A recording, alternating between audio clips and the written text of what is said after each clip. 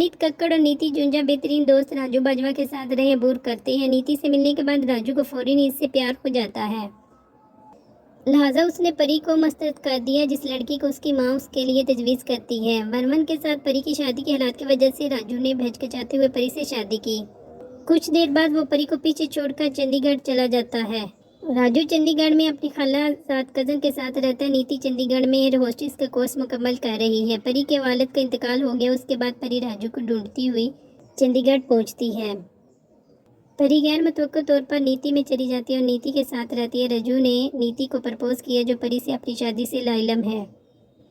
वो परी के इल्म के बगैर शादी कर लेते हैं। परी नीति को इसके हादसे के बाद अस्पताल ले जाती है और इसे पता चलता है कि राजू नीति का शौहर संजू है।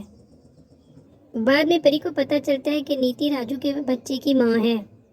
नीति परी से नफरत करने लेती है क्योंकि उसे संजू के साथ अपने तल्कात पर शुबह है। वो परी को मारने की कोशिश करती है लेकिन नाकाम रहती है। मुख्तलिफ वाक़यात में राजू को परी से मोहब्बत हो जाती है।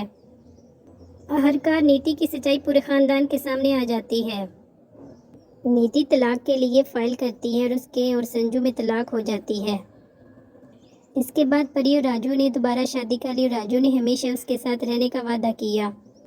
इसके बाद नीति अपनी याददाश्त खोने का दावा करती है और बाजवा के घर में ही रह जाती है।